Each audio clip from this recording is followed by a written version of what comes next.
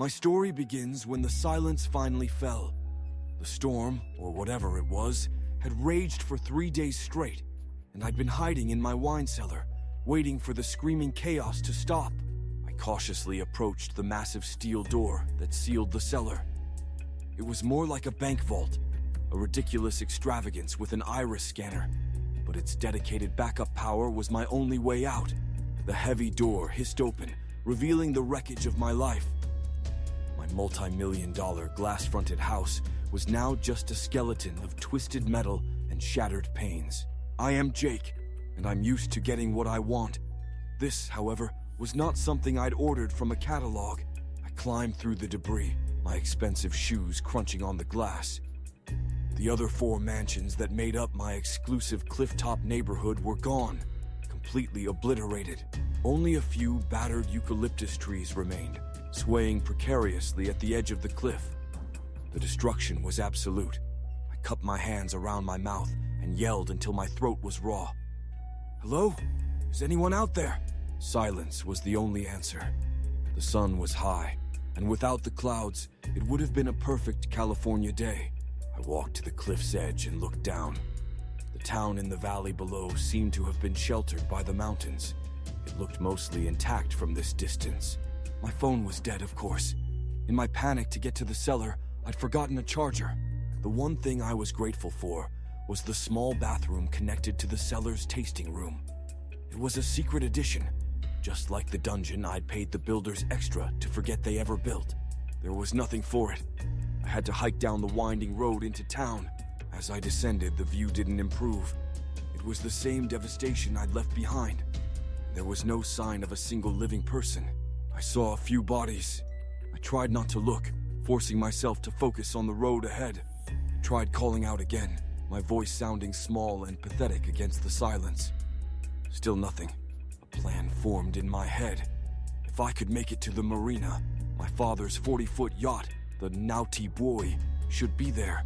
If the boat was intact, I could sail up the coast, find supplies, find people, find a way out of this nightmare. I was parched, and a nasty hangover from the cellar wine was kicking in. I'm not built for this kind of discomfort. It never even occurred to me to wonder what happened to my personal assistant, Lisa. She probably never made it to the cellar. Up ahead, a convenience store stood miraculously upright. It was one of those trashy places I always avoided, but now it looked like an oasis. A postbox that should have been outside was now halfway through the door. Inside, shelves were mostly standing, but their contents were all over the floor. I saw cases of bottled water near the front and grabbed several. Then I waded through the mess, looking for something edible. I settled on an armful of cheese crackers and a package of Hostess fruit pies. For fiber, or whatever, I kept walking towards the marina, stuffing my face with salty crackers and washing them down with water. I didn't want to stop. The town was a ghost of its former charming self. Tattered billboards, broken storefronts, and garbage blowing in the wind. By the time I reached the marina, it was pitch black. The power was out everywhere, but there it was. The Naughty Boy, bobbing gently in the water, still tied to its moorings. A wave of relief washed over me. I knew there was a generator on board, but it was too dark to find a flashlight to even get started. I was angry, tired, and defeated.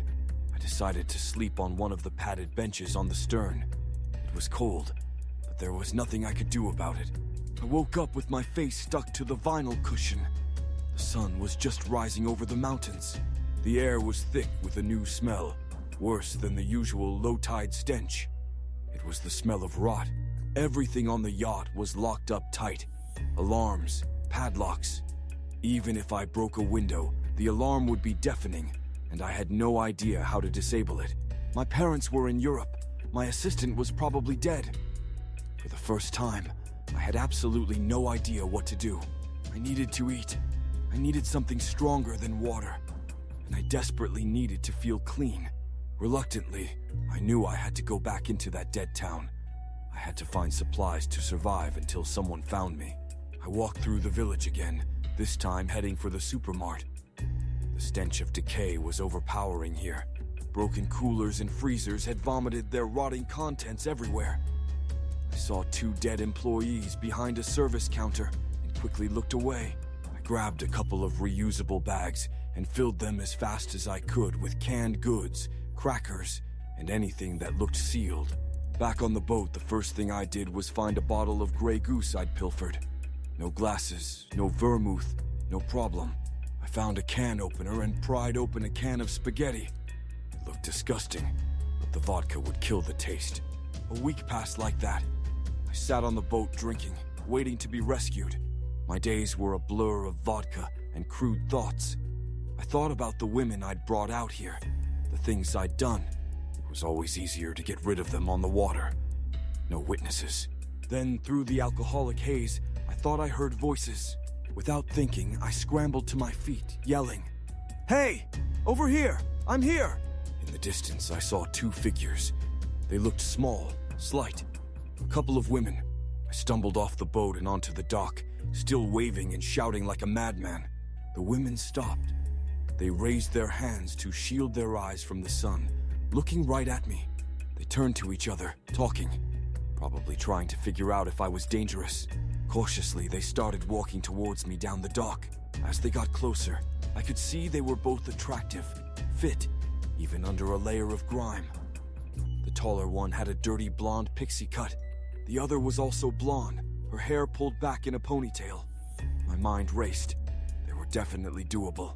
Both of them. "Oh, thank God. I can't believe it," I gushed, my voice overly friendly. "Where have you 2 been hiding? Come on, come aboard." The one with the pixie cut spoke first. "We've been walking for days. It's the same everywhere. You're the first person we've seen alive." "Man, am I glad to see you," I said, letting my eyes wander over their bodies. They didn't offer their names, so I asked. The tall one was Sarah. The ponytail was Emma. "I'm Jake," I said, giving a mock bow. "Please, step this way." Sarah and Emma looked at each other and shared a quick, knowing smirk before stepping onto the boat. "Excuse the mess," I laughed, gesturing at the deck littered with empty cans and wrappers. "Wasn't expecting company."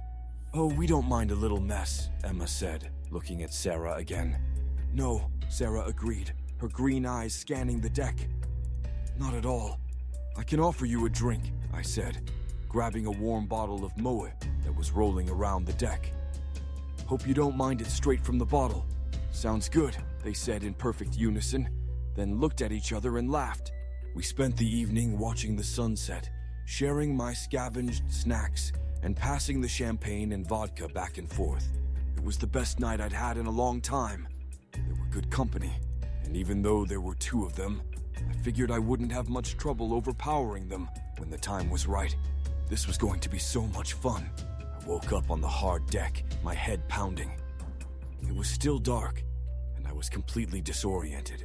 I heard Sarah and Emma moving around near my feet. I tried to sit up. I couldn't. My hands were tied behind my back. My feet were bound together. Then I heard one of them speak, her voice low and urgent. "Hurry! I'm so damn hungry." "What the?" I started to yell, but then I felt myself being dragged by my feet.